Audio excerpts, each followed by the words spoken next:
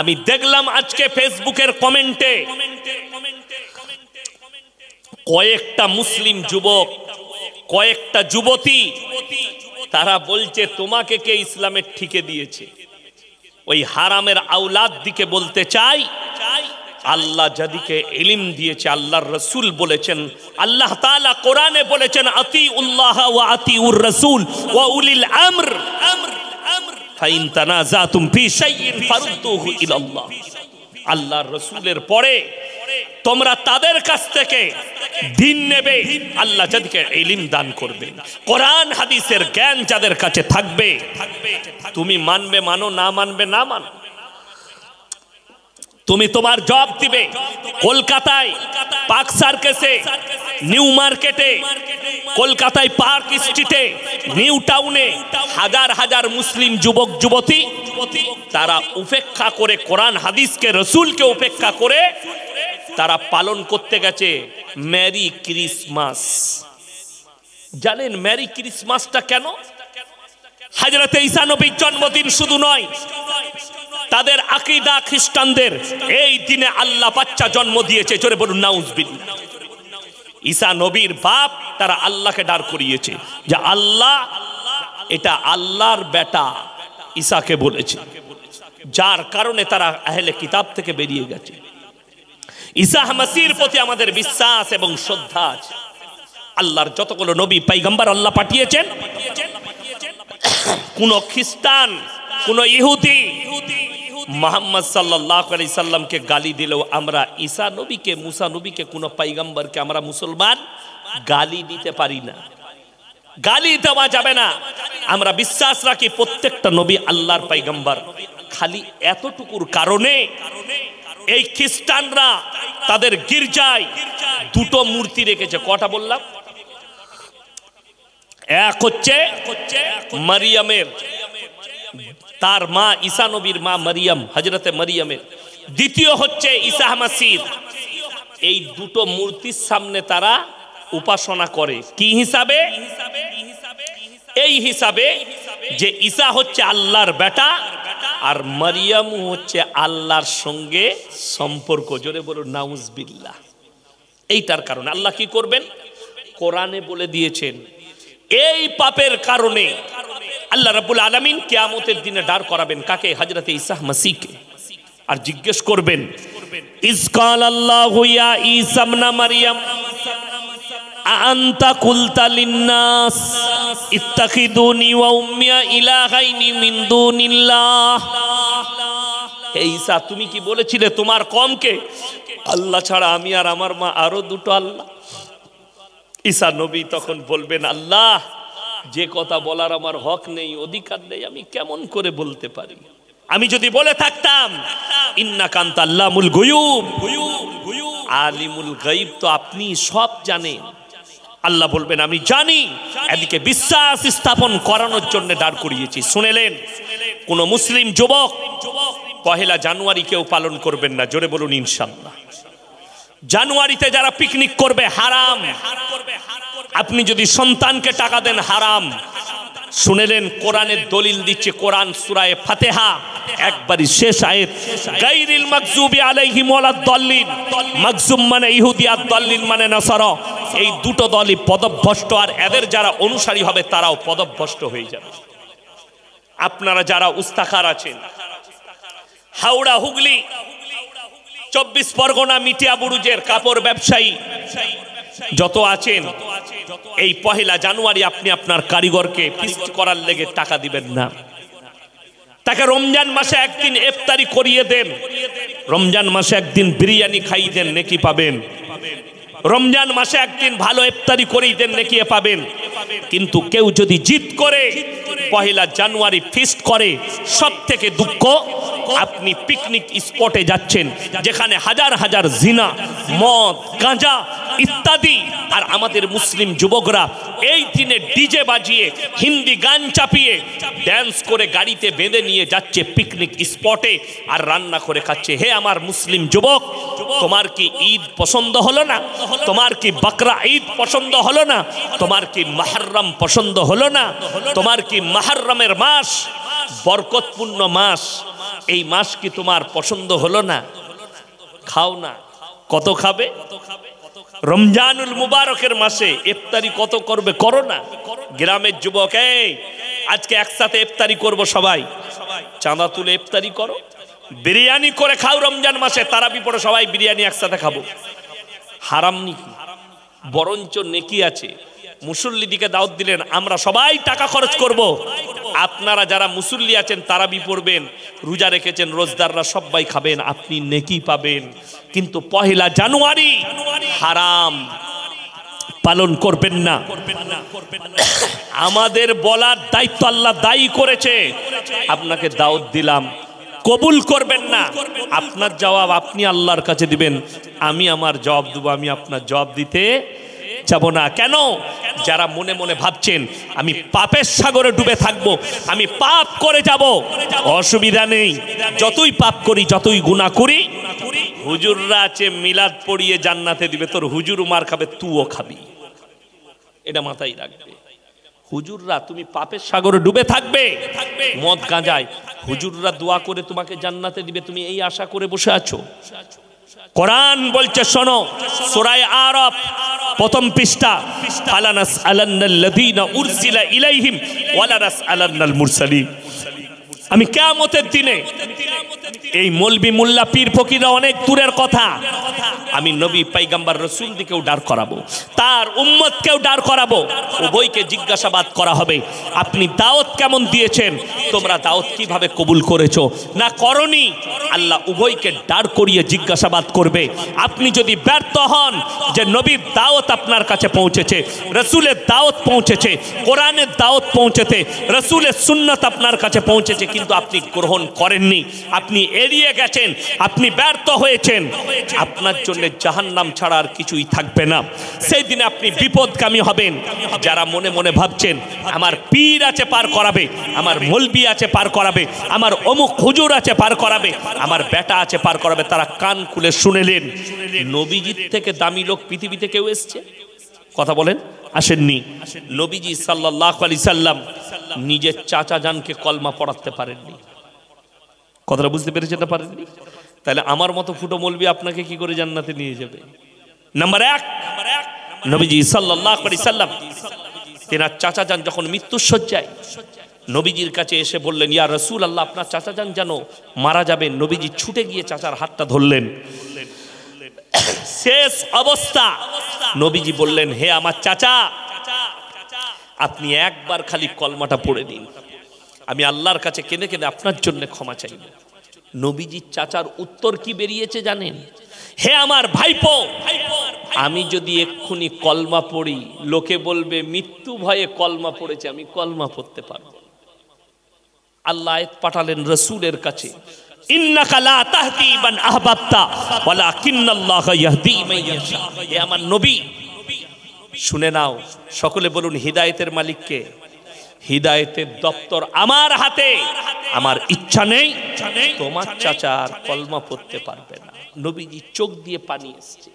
আল্লাহর নবী বললেন, ওগো আল্লাহ, তুমি আমাকে যতদিন না নিষেধ করছো, আমি আমার চাচার জন্য কেঁদে কেঁদে ক্ষমা চাইবো। নবীজি চাচা চলে গেছেন দুনিয়া ছেড়ে। আল্লাহর নবী হাত তুললেন আল্লাহর কাছে, চোখের পানি, দাড়ি মুবারক রাসূলের ভিজে গেছে, আল্লাহর কাছে কাঁদছেন, আল্লাহ তুমি আমার চাচাকে ক্ষমা করে দাও। আল্লাহ রাব্বুল আলামিন রাসূলের কাছে জিবরিল আমিনকে আয়াত নিয়ে পাঠালেন, কি বলে? মা কানা লিন নাবিয়্যি ওয়াল্লাযীনা আমানু আন ইস্তাগফিরু লিল মুশরিকিন ওয়ালাউ কানু উলি কুরবা।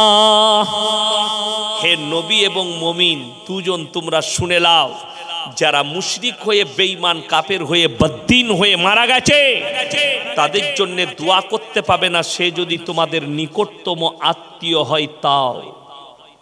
আল্লাহ নিষেধ করলেন, দোয়া করতে পাবেন না। নবীজি নিজের চাচার জন্য দোয়া করতে পাইনি, আল্লাহ নিষেধ করে দিয়েছেন। আর তোমার জীবনটা মদের ভাটিতে আর গাঁজার ভাটিতে কাটাবে, চিরজীবন মদের ভাটিতে কাটিয়ে দিলে, আর তুমি বলছো হুজুরকে দিয়ে মিলাদ পড়িয়ে জান্নাতে যাব। তোর হুজুর মার খাবে, তুইও খাবি, লেখে নিয়ে যা। জীবনে কিচ্ছু নাই। আচ্ছা বলুন তো, যে কোনো হুজুরকে, দেওবন্দি হোক, আহলে হাদিস হোক, ফুরফুরা হোক, আজানগাছি হোক, যে দলেরই হোক, তাকে যদি দোয়া করতে ডাকেন, কোন হুজুর এই দোয়া করে? আল্লাহ আমাকে দেশি মুরগি দিয়ে ভাত দিয়েছে, গাওয়া ঘিয়ের পরোটা খাইয়েছে, 5,000 টাকা দিবে। এর আব্বা 5 বোতল মদ খেয়ে মারা গেছে, আল্লাহ আমাকে যখন এত খাতির করেছে, তোমাকে আমাকে জান্নাতে দিতেই হবে। এই দোয়া শুনেছেন কোন হুজুরের? আমরা কি দোয়া করি? আল্লাহ মুমিনিন মুমিনাত, মুসলিমিন মুসলিমাত। হুজুরদের দোয়া কি? মুমিনিন মুমিনাত, মুসলিমিন মুসলিমাত। এই দোয়া করে আল্লাহ মুমিন মুমিনা, মুসলিমিন মুসলিমা, এদিকে তুমি ক্ষমা করে দাও। তো যদি মুমিন হয়, আচ্ছা যে 4 বোতল মদ খেয়ে মরে গেল, সে তো পাক্কা মুমিন মনে হয় নাকি? আপনারা বিচার করবেন, আমি বলবো না। আমাদের দেশে মুসলিম ঘরে বাস করছে, নাস্তিক, আল্লাহ মানে না, রসুল মানে না, তারও জানাজার নামাজ হয়। ঠিক বললাম না ভুল বললাম? তার জানাজা পড়া যাবে না। যদি জানা যায় এই লোকটা প্রকাশ্যে নাস্তিক, যদি জানা যায় এই লোকটা প্রকাশ্যে বেঈমান, আল্লাহ মানে না, রসুল মানে না, কোরআন মানে না, সে যদি মারা যায়, তার জানাজার নামাজ পড়া জায়েজ নাই। কেউ যদি জেনে শুনে পড়ায়, সেই মৌলবি কিয়ামতের দিনে কঠিন পাকড়াও হবে, যেহেতু সে পেটের জন্য পড়িয়েছে, আর তার পেটে সে খাবার নয়, সেই মৌলবি আগুন ভরছে। দলিল দি তসলিমা নাসরিন, এর নামটা মুসলমান, এ যদি মারা যায়, এর জানাজার নামাজ যদি কোনো মৌলবি পড়ে, 100% সেই মৌলবি আর জান্নাতে যেতে পারবে না, এর মধ্যে কোনো সন্দেহ নেই। পড়াই যাবে না, হারাম। তসলিমা নাসরিনকে কি করতে হবে? পুড়িয়ে দেখ, নাহলে কুকুরকে খাইয়ে দেখ, নাহলে শুয়োরকে খাইয়ে দেখ। কলকাতার আর একটা হারামের আওলাদ আছে, নাজিয়া ইলাহি খান, নিজেকে মুসলিম বলছে কিন্তু এই মুসলিম নয়। আমি একে 3 বার ইনভাইট করেছি, একটা বায়ান আমি দেখলাম, আমাকে গালি দিয়েছে, ও বলেছে আমাকে চর মারবে, ওই মেয়েটা। আমি বলেছি তোর বাপের 14 পুরুষের হিম্মত নাই, আমার গলায় কোনো পাটির পাট্টা লাগানো নাই। আর আমি জানি কুত্তা 2টো কন্ডিশনে চিল্লায়, এক যখন তার পেছনে মালিক দাঁড়িয়ে থাকে তখন, আর তা না হলে পাগল হয়ে গেলে। হয়তো ও পাগল হয়ে গেছে বলে এরকম চিল্লাচ্ছে। 24 ঘন্টা নামাজ, দুড়ি, টুপি, দাড়ি, ইসলাম, রসুল এই নিয়ে গালিগালাজ করছে, আর নিজেকে মুসলিম বলছে। এ যদি মরে যায়, এর জানাজার নামাজ যে মৌলবি পড়াবে, কিয়ামতের দিনে আল্লাহর কসম থেকে আল্লাহ এমন জায়গায় দাঁড় করাবে। আল্লাহ কোরআনে বলেছেন, ইন্নাল্লাযীনা ইয়াকতুমুনা মা আনজালাল্লাহু মিনাল কিতাব ওয়া ইয়াশতারুনা বিহি সামানান কালীলা। যারা নিজেদের পেটের দায়ে যে মৌলবীরা আমার হককে লুকিয়ে দেয়, তারা তাদের পেটে আগুন ছাড়া আর কিছু ভরে না। আমি কিয়ামতের দিনে কঠিন আযাবে মুবতালা করে দেব সেই মৌলবী। তারা এই দলে পড়বে, এই হারামখোরের জানাজার নামাজ পড়া যাবে না। তবে আপনাদেরকে বলে দিই, চিন্তা করবেন না। অনেকজন মনে মনে ভাবছে পৃথিবীর যা পরিস্থিতি, মুসলমান থাকবে না, ইসলাম শেষ হয়ে যাবে, কোরআন শেষ হয়ে যাবে, তোমার ইমানটা কমজোর। রসুলের হাদিস আছে, কিয়ামতের পূর্বে গোটা পৃথিবীতে ইসলাম প্রতিষ্ঠিত হয়ে যাবে। জোরে একবার বলুন না সুবহানাল্লাহ। তার একটা মারাত্মক দলিল বলে দিই, দলিলটা আমাদের লয়, ভারতের মিডিয়ার দলিল। নুপুর শর্মা রসুলকে গালি দিয়েছে না দেয়নি? দিয়েছে। তসলিমা নাসরিন 24 ঘন্টা গাল দিচ্ছে। সেই দিনে দেখলাম আর একটা কুত্তা ভুকেছে বোম্বেতে। তারপরে দেখলাম উত্তরপ্রদেশে না দিল্লিতে জাতি নরসিংহা বলে একটা হারামের আওলাদ আছে, সেও গালি দিচ্ছে। আচ্ছা, এই গালি দেওয়াতে ইসলামের কোনো ক্ষতি হয়েছে কেউ দেখাতে পারবেন? কোনো মৌলবি দেখাতে পারবে? আর আমি আপনাকে বলে দিচ্ছি, আল্লাহর কসম করে বলছি, ওরা না যা গালি দিয়েছে তার লক্ষ লক্ষ গুণ বেশি লাভ হয়েছে। জোরে একবার বলবেন না সুবহানাল্লাহ। দলিলটা বলে দিই, প্রুফটা কি? 6 মাস না 7 মাস আগে আমাদের দেশে একটা সুন্দর বাবা বেরিয়েছে, ধীরেন্দর শাস্ত্রী বাগেশ্বর ধাম বাবা, সুন্দর দেখতে। কিছুদিন আগে বেরিয়েছিল যাত্রায়, অমুসলিম হিন্দু ভাইদিকে নিয়ে कटोगे तो बटोगे। यही बाबा बोलचे मुसलमान के दुकान से कोई सामान मत खरीदो। ये बाबा पखंडी बाबा है। इसी बाबा ने मीडिया के सामने कहा, मेरे बहन का शादी के टाइम किसी मेरे हिंदू भाई ने मेरे को पैसा नहीं दिया। एक मुसलमान दोस्त था, उन्होंने मेरे को 20,000 रुपया उधार दिया तो मैंने अपने बहन का निकाह कराया। इससे बड़ा पखंडी बाबा और कोई हो सकता? लेकिन ये कह रहा है कि मुसलमान के दुकान से सामान मत खरीदो। सुन लीजिए, এই বাবা কি একজন দেখেছে, অ্যাঙ্কারটার নাম হচ্ছে সুধীর চৌধুরী, আজ তকের অ্যাঙ্কার। এরকম আমার মতো চেয়ারে বাবা বসেছে, অ্যাঙ্কার বসে। बाबा आपको हम एक आंकड़ा बताएंगे। कौन से आंकड़ा? बोले आंकड़ा सुन लीजिए हिंदुस्तान का। हिंदुस्ताने 2015 থেকে 2020 ক বছর হলো? 5 বছর। এই 5 বছরের ভেতরে অন্যান্য ধর্ম থেকে 13 লাখ লোক ইসলাম কবুল করেছে। জোরে একবার বলুন নারায়ে তাকবীর, নারায়ে তাকবীর। গোশ খান না আপনারা? যোগী মানা করেছে বলে ভয় খেয়ে গেছেন, গরুর গোশ খান না? গলার আওয়াজ কই? নারায়ে তাকবীর।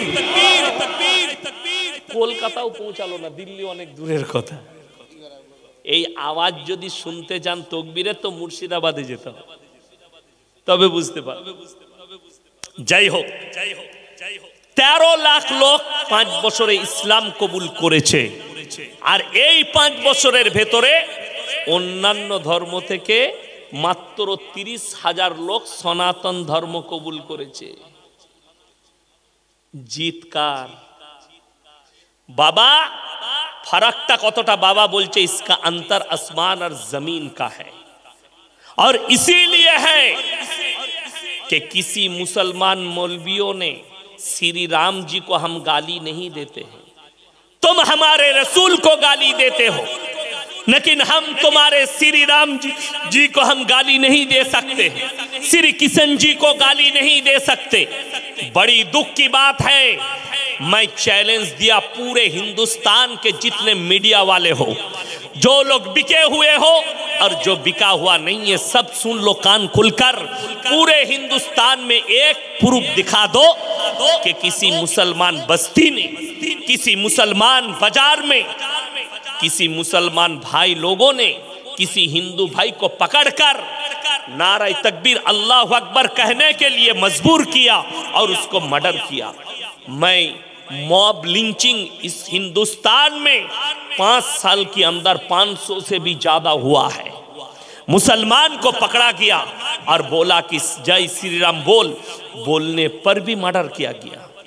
एक चाचा का दाढ़ी पकड़कर उससे थप्पड़ मारा गया।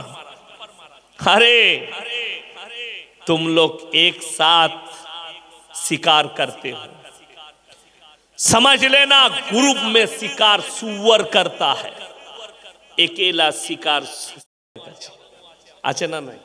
আছে। দামি ভিক্স আছে, সেই দামি ভিক্সটা হচ্ছে কোরআন। এই কোরআনটা তার কাছে পৌঁছাবে কারা? শুধু মৌলবীদের দায়িত্ব? এই কোরআনের ব্যাখ্যা বিশ্লেষণ, কোরআনের যে দাওয়াত, শুধু আমরা দায়ে পড়ে গেছি যে আমরাই পৌঁছাবো। আপনি চায়ের দোকানে চা খান, আপনি বাজারে উঠা বসা করেন, আপনার হিম্মত নাই একটা অমুসলিম ভাই ইসলামের কোনো প্রশ্ন করলে আপনি উত্তর দিতে পারেন। উত্তর কি আছে? আপনি উত্তর দিচ্ছেন গালি, আপনার উত্তর মারামারি, আপনার উত্তর হচ্ছে হাতাপাই, আপনার উত্তর তার ধর্মকে গালি দেওয়া। আর আল্লাহর কসম করে বলছি, রাসূল সাল্লাল্লাহু আলাইহি ওয়াসাল্লাম যে দ্বীন প্রচার করলেন, ইসলাম প্রচার করলেন, এটা আখলাক আর চরিত্রের উপরে করেছে, আখলাকের উপরে।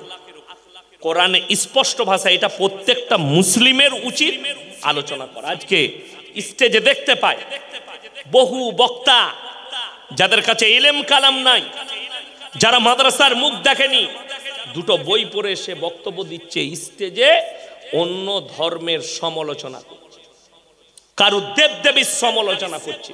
যদি এর কাছে কোরআনের জ্ঞান থাকতো, রসুলের আখলাক থাকতো, আর হাদিস কোরআনের জ্ঞান থাকতো, এটা করতো না। ওই জন্য আমাদের পোস্টার ছাপা হয়, এতগুলো নাম লেখা হয় পোস্টারের আগে, চতুর্বেদী, পঞ্চম বেদী, অষ্টম বেদী মাল, কত রকমের বক্তা, কেউ মন্ত্র পড়ছে স্টেজে, কেউ আরো কিছু পড়ছে, দিয়ে সে বুঝাতে চাইছে তোর ধর্মটা খারাপ। অথচ কোরআন বলছে ওয়ালা তাসুবুল্লাযীনা ইয়াদউনা মিন দুনিল্লাহ ফায়াসুবুল্লাহা আদওয়াম বিগাইরি ইলম। হে আমার নবী, পৃথিবীর মানুষকে বলো, তোমরা তাদেরকে গালি দিও না যারা আল্লাহ ব্যতীত দেবদেবীর উপাসনা করে, তাদের ধর্মকে গালি দিও না, তাদের দেবদেবীকে গালি দিও না, তারা অজ্ঞাত অবস্থায় তোমার আল্লাহকে গালি দিবে। তুমি খালি তোমার ধর্মটা বুঝাও, তুমি তোমার আল্লাহর পরিচয়টা দাও, তোমার রসুলের আখলাকটা প্রচার করো, তুমি খালি ইসলামটা সহিভাবে প্রচার করো। আর আল্লাহর কসম করে বলছি, আপনি যদি রসুলের ইসলাম, রসুলের আখলাক যদি প্রচার করেন, একটা মানুষও আপনার কাছ থেকে কষ্ট পাবে। কিন্তু বড় দুঃখের বিষয়, এই স্টেজগুলো তামাশার জায়গা হয়েছে আজকে, তামাশা। তাকিয়ে দেখুন, মোবাইল আর ইউটিউব খুলে গালি গোলজে ভরা, হাসি মজাকে ভরা, সুর দিয়ে ভরা, যাতে কোনো উম্মতের উপকারী নেই। আমাদের দেশের কিছু জায়গা আছে, কিছু মানুষ আছে, কিছু মহিলা আছে, কিছু যুবক আছে, তারা বলছে হুজুর সুর দিয়ে বক্তব্য দে, সুরে জলসা শেষ, বুঝলি কি হুজুর, বুঝিনি কিছু, খালি গলাটা ভালো ছিল। ওই কানে হাত দিয়ে খালি 1 ঘন্টা খালি মা বাপ ভাইয়েরা বোনেরা চলেছে, আর 1 ঘন্টা গল্প আর কিস্সা কাহিনী, সমাজ শেষ। সে এইটা আলোচনা করতে পারলো না যে তার ইমানটা কিভাবে টিকে থাকবে, সে এইটা আলোচনা করতে পারলো না বেঈমান কাফেররা কিভাবে মাথায় চাপছে, সে এইটা আলোচনা করতে পারলো না যে সমাজে তোমাকে হারামকে ছেড়ে হালালকে ধরতে হবে। এই বায়ান নাই, কিস্সা কাহানি। আপনাদেরই 24 পরগনার এক বক্তা, অল্প বয়সী ছেলে, হুগলি ডিস্ট্রিক্টে, ওই আপনার ডানকুনির আশেপাশে, আমার সাথে আমি মসজিদে শুয়েছিলাম, আমি উজু করে আসছি, বায়ান করছে পুরো একদম আল্লাহ বিরোধী, পুরো একদম রসুল বিরোধী, কোরআন হাদিস বিরোধী। সমাজে আপনাদের মতো লোক বসে আছে, সে যখন বলছে সবাই কি বলছে জানেন? সুবহানাল্লাহ। আমি সালা এরা কি বুঝলে যে সুবহানাল্লাহ বলে দিলে, বুঝতে হয় তবে তো সুবহানাল্লাহ বলবে। কথাটা বুঝতে পারেননি? আমি যদি বলি আল্লাহ সব থেকে মহান, তখন আপনি বলবেন একদম মহান সুবহানাল্লাহ, তবে আপনি বুঝতে পারলাম যে আপনি বুঝতে পেরেছেন আল্লাহ মহান, কিন্তু আপনি তার মানে মতলব বুঝলেন না, আর সুবহানাল্লাহ বলছেন। এইটা হচ্ছে আমাদের দেশের রোগ। বায়ান কি হচ্ছে? যে শব্দটা আল্লাহ নিজের জন্য প্রযোজ্য করেছেন, বাকি নবী পয়গম্বরের জন্যও লাগাননি, সেই শব্দ একজন অলির জন্য, একজন পীরের জন্য ব্যবহার করা হচ্ছে। যে শব্দ আল্লাহ নিজের জন্য ব্যবহার করেছেন, কোরআন খুলে শব্দ কি বলছে সে বায়ান। বাবাজিরা, মায়েরা, বোনেরা, বড় পীর আব্দুল কাদের জিলানী রহমাতুল্লাহ আলাইহি, তারা 3 কিলোমিটার টানছে, তাহলে মহব্বত কত হতে পারে বড় পীরের সঙ্গে। অনেকজন আমাকে মনে করে এটা পীর বিরোধী মৌলবি। যে মৌলবিরা আমাকে চিনে তারা জানে আমি পীরের বেটা, পীর বিরোধী লয়। আমার ভাই, দুঃখটা এক জায়গায়, এই 3 কিলোমিটার টেনে বলছে বড় পীর আব্দুল কাদের জিলানী এত উঁচু মানুষ ছিলেন, তিনার মর্তবা আল্লাহ এত দিয়েছিলেন, গোটা যত সমুদ্র আছে সমস্ত সমুদ্রের পানিগুলো যদি কালি করে দেওয়া হয় আমার বাবাজিরা, আর পৃথিবীর যত গাছ আছে সব যদি কলম করে দেওয়া হয়, আর বড় পীরের তারিফ, বড় পীরের প্রশংসা যদি পৃথিবীর মানুষ লিখতে শুরু করে বাপ, কিয়ামতের সকাল পর্যন্ত লেখে শেষ করতে পারবে না। তখন সবাই বলছে সুবহানাল্লাহ, সালা বড় পীর এরকম লোক ছিল। আমি স্টেজে গিয়ে বসলাম, তুমি পালিও না, কোথায় পড়াশোনা করেছো? হুজুর মাঝাই কিছুদিন পড়ে এলাম। আমি না, তাহলে দোষ তোর নাই, দোষ এদের, যে দাওয়াত দিয়েছে তা। চলো উঠো, হাঁটো এখান থেকে। তাকে আমি জিজ্ঞেস করলাম, হে মুসলমান, যে শব্দ নবীজির জন্য আল্লাহ ব্যবহার করেননি, একটা মৌলবি আপনাদের এখানে কোন বাপের বেটা 24 পরগনার মৌলবি যদি বার করতে পারে যে আল্লাহ রাব্বুল আলামিন হাদিসের মধ্যে এবং কোরআনে রসুলের জন্য এই ভাষা ব্যবহার করেছেন, রসুলের জন্য প্রযোজ্য, আমি আর জীবনে বক্তব্য দেবো না, খালি এসে প্রমাণ করিয়ে দিবে কোরআন থেকে এটা রসুলের জন্য পড়েছে। আর আমি আপনাকে প্রমাণ দিচ্ছি, গোটা কোরআনের মধ্যে সূরা কাহাফ, কোন সূরা বললাম?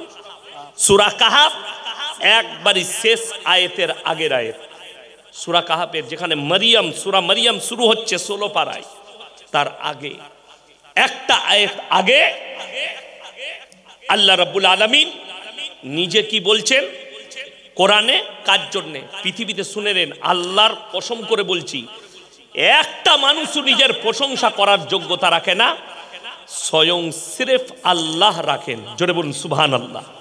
নিজের প্রশংসা করার যোগ্যতা একমাত্র আল্লাহর আছে, বাকি পৃথিবীর কারণ নাই।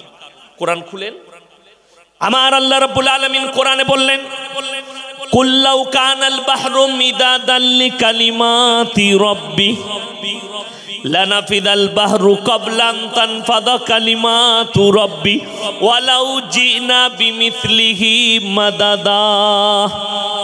হে আমার নবী, পৃথিবীর মানুষকে বলো আমার সম্পর্কে, গোটা পৃথিবীর যত দরিয়া আছে এই পানিগুলো যদি কালি করে দেওয়া হয় আর মানুষ যদি আমার প্রশংসা লিখতে শুরু করে, পৃথিবীর সব মানুষ, সমস্ত কালি শেষ হবে, আবার আমি অতটাই দেবো, সেটাও শেষ হবে।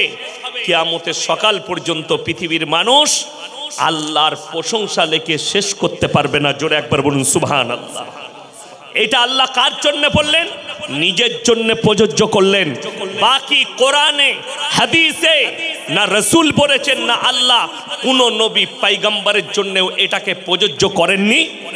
মূর্খ হওয়ার কারণে বলছে আমি মোবাইলে শুনে বায়ান করছি। আমি তুই মোবাইল থেকে পাশ করা মৌলবি, আর এই মোবাইল থেকে পাশ করা মৌলবি আর সুর দেখে যদি বক্তা দাওয়াত দেন, আলহামদুলিল্লাহ কম গুমরা ছাড়া আর কিছু হবে না, কম ধ্বংস হয়ে যাচ্ছে। সেদিনে মুর্শিদাবাদে এক জায়গায় জলসায় ছিলাম, সমস্ত আলেম হাফেজ গুলো নিচেই, যে মাদ্রাসার মুখ জীবনে দেখে নাই সে হচ্ছে প্রধান বক্তা। আমি তাদেরকে বললাম, শোনো, তোমাদের এই কাগজটাই হচ্ছে কিয়ামতের আলামত।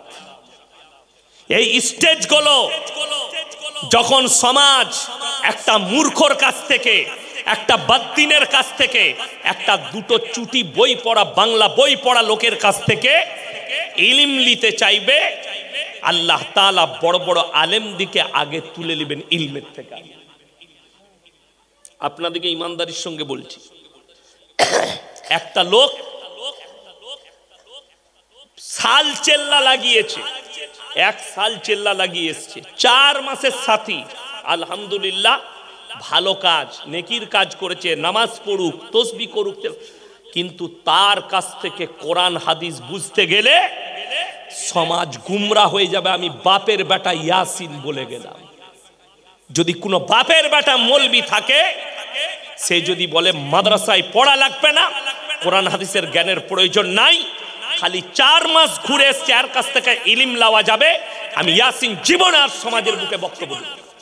চ্যালেঞ্জ নিয়ে আসুন বুড়ি পুকুরের কোন মুহাদ্দিসকে তুলে, ইয়াসিন এই বক্তব্য দিচ্ছে, 1/2 কিলোমিটারের মাথায় আছে, আমি আর বক্তব্য দেবো না, যা টাকা খরচ হয়েছে স্টেজটার আমি দিয়ে বাড়ি যাব, এক্ষুনি পেমেন্ট করব।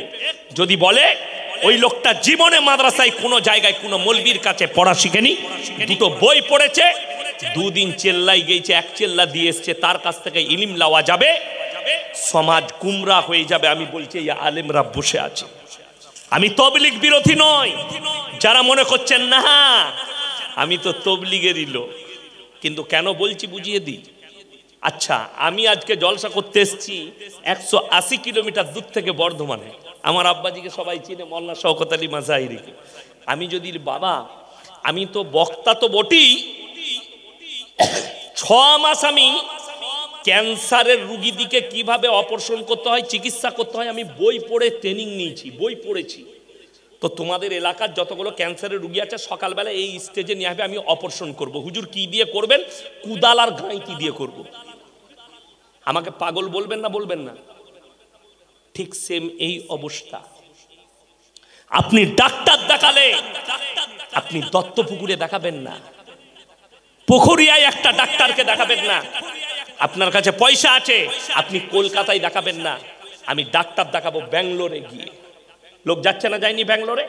কেন যাচ্ছে? আপনি বলছেন ব্যাঙ্গালোরের ডাক্তার ভালো, চিকিৎসা ভালো। নিচে করে যদি কেউ চেম্বারে লিখে দেয়, রবিবার ব্যাঙ্গালোর থেকে অমুক ডাক্তার আসছে, সেখানে যদি গরু গিয়ে বসে থাকে তাই দেখাতে যাবে। ঠিক বললাম না ভুল বললাম? লাইন দিয়ে দিবে, স্যার আমার একটা নাম লিখে দেন তো, ওই ডাক্তারকে দেখাবো। ব্যাঙ্গালোরের ডাক্তার, মুম্বাইয়ের ডাক্তার। আপনি ডাক্তার খুঁজছেন ভালো, আর যার কাছ থেকে ইলিম নিবেন সে দুটো বই পড়ে ইলিম দিবে, আর আপনি তার কাছ থেকে ইলিম নিয়ে নিবেন। আজকে তো আমাদের সমাজটা ওই করে ধ্বংস হয়েছে। কেন? এরা যদি 2 টাকায় মৌলবি পায় তা 4 টাকায় যাবে না, 2 টাকায় পেলে 4 টাকায় যাবে না। ওই জন্য তো এখন আমাদের দেশের অবস্থা এত খারাপ, আপনার অবস্থা এত খারাপ, অবাক হয়ে যাবেন। মসজিদের মুয়াজ্জিন রাখবে, পয়সা দিয়ে রাখবে না। গ্রামের চাচা বয়স হয়ে গেছে, চাচা আর কাজ করতে পারছে না। চাচাকে বললে, চাচা গো তুমি তো নামাজ পড়ো, আর তো কাজে যেতে পারছো না, তোমার তো লোকও নাই, তুমি এক কাজ করো। কি বাপ? মসজিদে একটু ঝাড়ু ফাড়ু দিবে, 5 ওয়াক্ত আজানটা দিবে, আর পেটে ভাতে খাবে, তোমাকে বেতন দিতে পারবো না। চাচা দেখলেন নাই মামার থেকে কানা মামা অনেক ভালো, তো এইটাই ভালো, খেতেও পাবো, বেতন নাই বা দিলে। সেই চাচার আজান শুনে ফেরেশতার গায়ে থাকে না। কথাটা বুঝতে পারেননি? সে আজান দিছে আল্লাহু আকবার,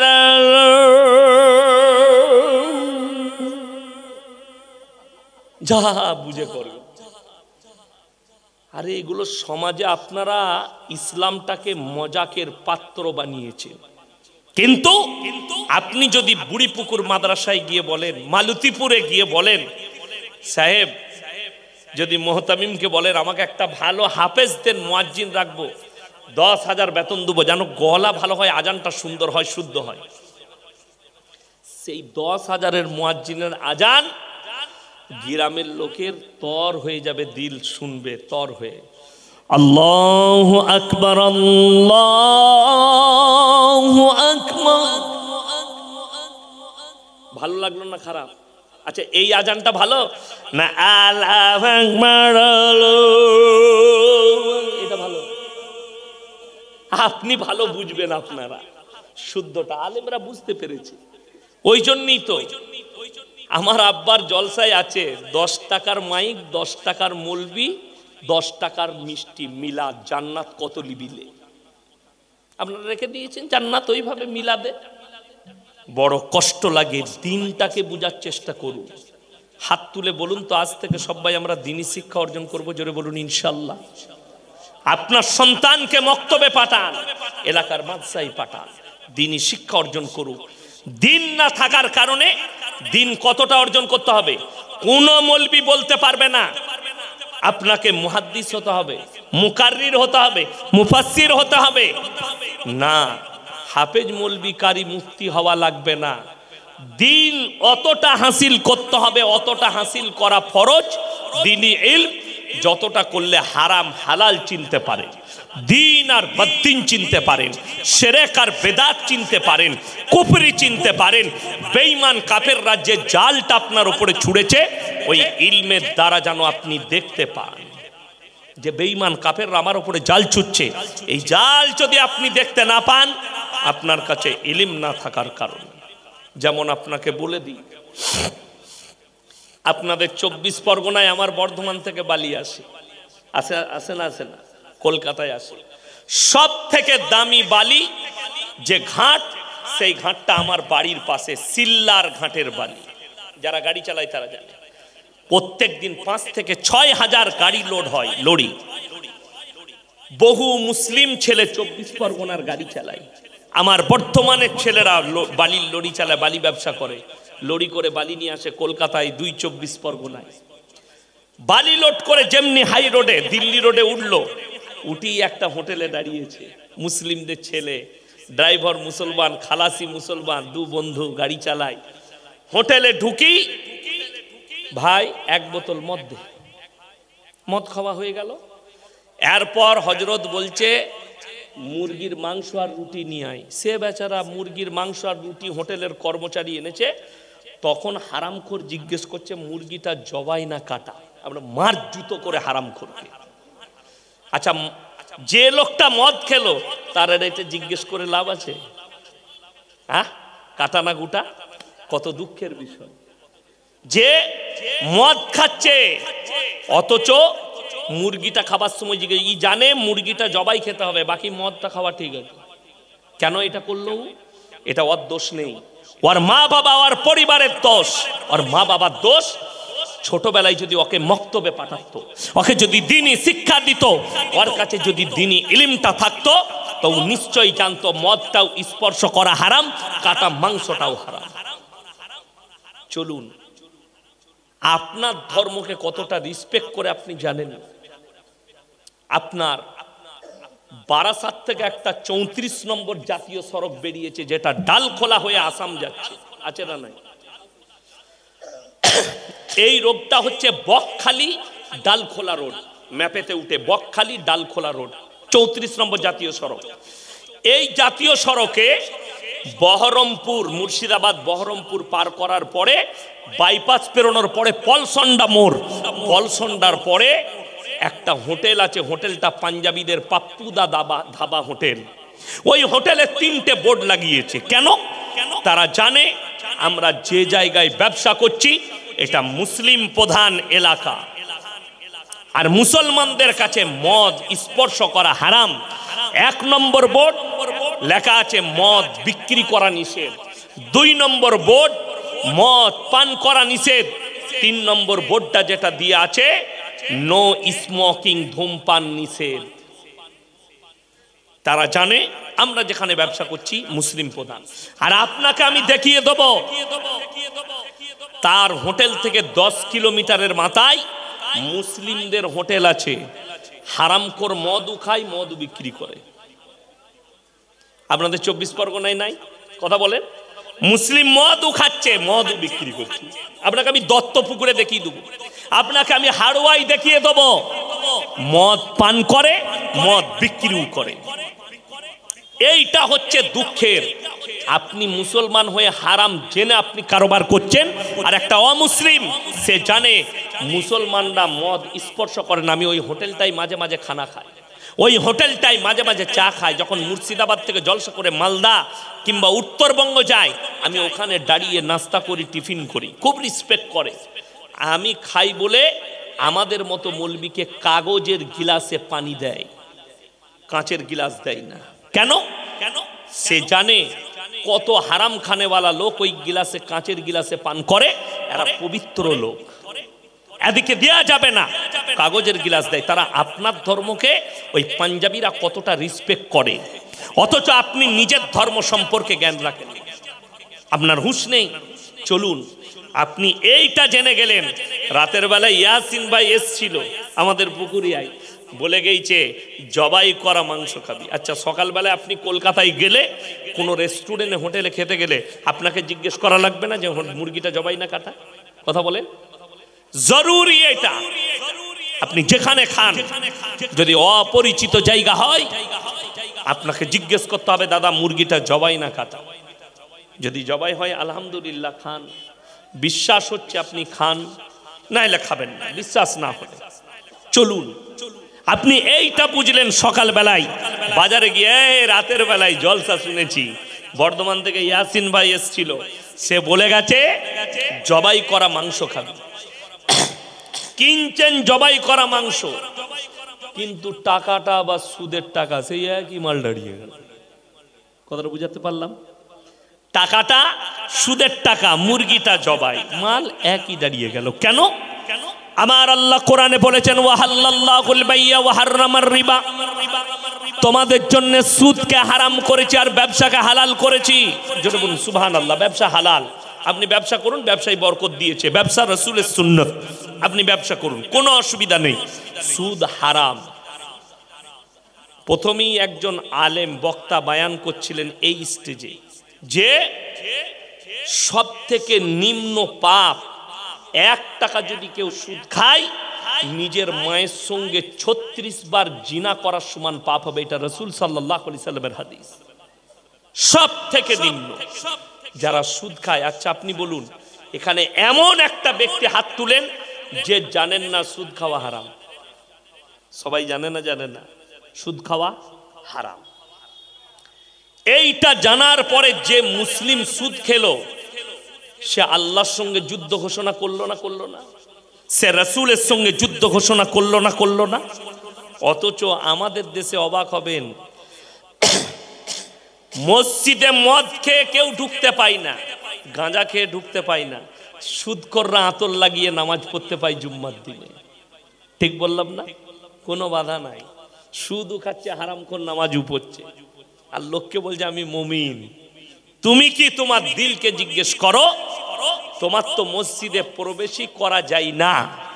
যে প্রত্যেক দিন মায়ের সঙ্গে জিনা করার পাপ করছে তার আর মসজিদে প্রবেশ করা যায়? করতে পাবেন যদি মসজিদের দরজায় পাটা রেখে বলেন আল্লাহ যত পাপ করেছি জীবনে তুমি আমার সব পাপকে মুছে দাও, আমি আজ থেকে আর এই সুদের ধারে পাশে যাব না, আল্লাহ তোমার গুনাহগুলো ক্ষমা করে দিবেন। যারা মনে করছেন আমি পাপের সাগরে ডুবে গেছি, এত পাপ করেছি, আমি কি ইস্তেগফার করলে আল্লাহ ক্ষমা করবেন? সূরা ফুরকান। যারা পাপ করেছেন মনে মনে ভাবছেন, যাদের মনে হচ্ছে কাল থেকে আর পাপ করব না, নামাজ পড়ব, আল্লাহর ধ্যানে যাব, রাসূলের আখলাকে যাব, তারা শুনেলেন সূরা ফুরকানে আল্লাহ ওয়াদা করেছেন